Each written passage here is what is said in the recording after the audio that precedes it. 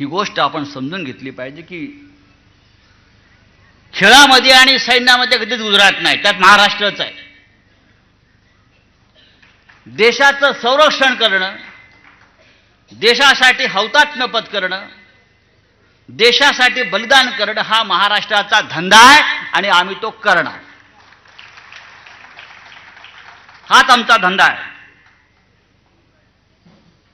आणि आमच्यावरती जर तुम्ही असे कोणी तोतये सोडणार असाल तर ते तोतये आम्ही याच आणि त्याच भूमीत गाडल्याशिवाय राहणार नाही. महाराष्ट्रात एक घटनाबाह्य सरकार आहे, तोतयांचं सरकार सुरू आहे. मला एक गंमत आठवते, इतिहासामध्ये सुद्धा असे तोतये खूप झाले होते आणि त्यांची सुद्धा काही पाळमुळं ठाण्यातच आहेत. इतिहासामध्ये एक तोतयाचं बंड झालं होतं. पानिपतामध्ये सदाशिवराव भाऊ नावाचे फार मोठे योद्धे होते जे हत्तीवर बसले होते पानिपतात आणि लढता लढता त्यांना वीरगती प्राप्त झाली. अहमद शाह अब्दाली तिथे होता. अर्थात हसताय तुम्ही, फार तुमचं प्रेम आहे अहमद शाह अब्दालीवर. त्याच्यावरती असंच हसत राहिलं पाहिजे आणि प्रसंगी थुकलं पाहिजे. त्याच्यावर सदाशिव भाऊंचा स्वर्गवास झाला आणि त्यानंतर एक बनावट सदाशिव भाऊ हा पुण्यामध्ये अवतरला. बनावट की मी सदाशिवराव भाऊ आहे आणि राज्य माझं आहे म्हटला. मीच वारसदार आहे या पेशव्यांचा आणि या राज्याचा, मराठा राज्याचा. तेव्हा खूप मोठी चौकशी झाली, शोध घेण्यात आला. तेव्हा कळलं की तो बनावट होता आणि तो महाराष्ट्राचं राज्य गिळंकृत करायला आला होता. आणि त्या बनावट सदाशिव भाऊ म्हणजे तोतयाचं नाव होतं सुखलाल. म्हणजे ठाण्यातले पण सुखलाल आहेतच, सुखलाल. आणि तो सुखलाल जो होता त्याच्याबरोबर जे 10 लोक होते त्याच्यामध्ये एक शिंदे होता, गंगोजी शिंदे होता एक. आणि त्याचं जे नेटवर्क होतं सगळं ते ठाण्यामध्ये होतं, पालघर भागामध्ये. हा योगायोगा की मला माहीत नाही. आणि हा जो सुखलाल आहे तो गुजरातचा, सुरतचा. म्हणजे हे अशा प्रकारे बनावट लोक निर्माण करून महाराष्ट्राचं राज्य ताब्यात घ्यायचं, मराठी माणसाचं राज्य ताब्यात घ्यायचं, ही कट कारस्थानं इतिहास काळापासून सुरू आहेत. आणि प्रत्येक वेळेला महाराष्ट्रानं ही कट कारस्थानं उधळून लावलेली आहेत. आणि आपल्याला हे भगवा सप्ताह निमित्तानं हा एक विचार आपण आपल्या मनाशी पक्का केला पाहिजे की आपण भगव्याचे खरे रक्षण करत आहोत, आपण तोतये नाही आहोत. त्याच्यामुळे या तोतयांसमोर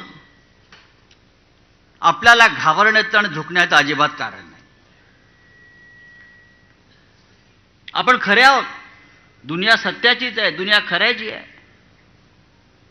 महाराष्ट्राच्या विधानसभेत आपण जिंकणार आहोत हा आत्मविश्वास घेऊन आपण समोर जायला पाहिजे. मला कोणीतरी सांगितलं परवा दिल्लीमध्ये, विचारलं क्या होगा महाराष्ट्र में. मी म्हटलं लोग तो चाहते हैं कि ये जो लोग महाराष्ट्र में बैठे हैं ना उनको शेख हसीना के तरह यहां से भगाओ. जशी शेख हसीनाला पळवून लावली लोकांनी दौड दौड के, तसं ह्यांना आमची जनता महाराष्ट्राची शेख हसीनाप्रमाणे पळवून लावणार आहे.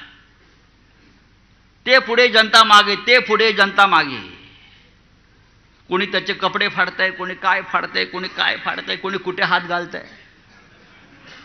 पण म्हटलं आम्ही त्यांचे इतके क्रूर नाही आहोत. आम्ही त्यांचा निवडणुकीत पराभव करू, आम्ही लोकशाही मार्गाने पराभव करू.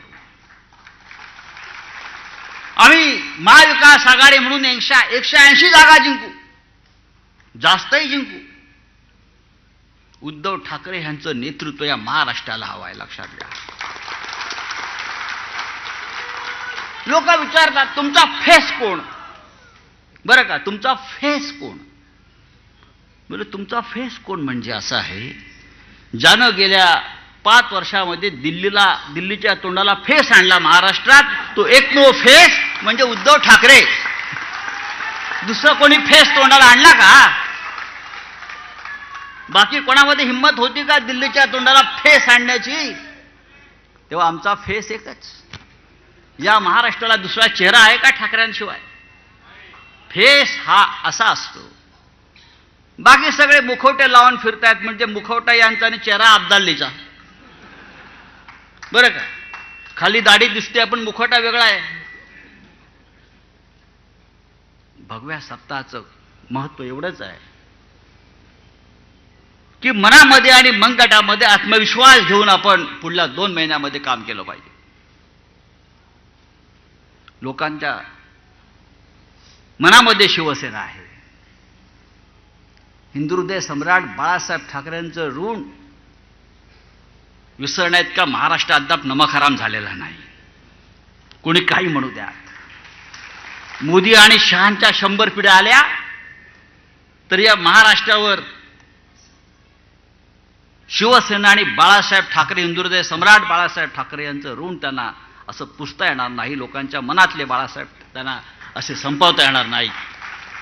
तुम्ही किती मिंदे निर्माण करा, असे मिंदे येतील आणि जातील. हा छत्रपती शिवाजी महाराजांचा महाराष्ट्र आहे. या महाराष्ट्रात छत्रपती शिवाजी महाराज जन्माला आलेले आहेत. औरंगजेब गुजरातला जन्माला आला, लक्षात घ्या. आम्हाला त्याचा आदर्श नाही. आमचा शिवाजी महाराजांचा आदर्श आमचा आहे, बाळासाहेब ठाकरेंचा आदर्श आमचा आहे. आणि आजच्या भगव्या सप्ताहाचं आपलं तेच ध्येय आहे, तोच उद्देश आहे. आले गेले जमले घोषणा दिल्या हे नाही आहे. पुढल्या 2 महिन्यातली लढाई अत्यंत महत्त्वाची आहे, निर्णायक आहे. ही लढाई आपण जिंकली का पुढलं 25 वर्ष या महाराष्ट्रावरती आपलं राज्य राहील आणि आपला चेहरा राहील, हे मी आपल्याला सांगतो. आणि तूर्त आपली रजा घेतो.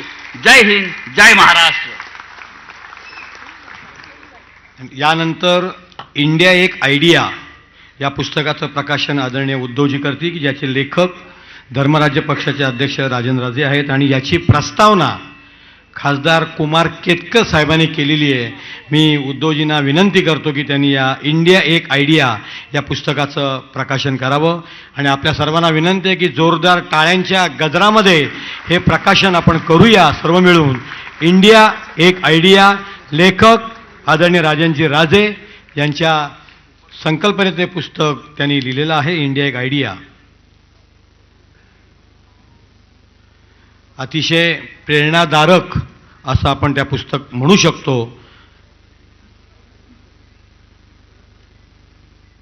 आणि या पुस्तकाचं प्रकाशन झालं असं मी जाहीर करतो. पुन्हा एकदा जोरदार टाळ्या वाजवून आपण सर्वांनी मिळून या पुस्तकाचं प्रकाशन केलं असं मी जाहीर करतो. आणि यानंतर ज्यांचं भाषण ऐकायला आपण उत्सुक आहोत ते महाराष्ट्राचं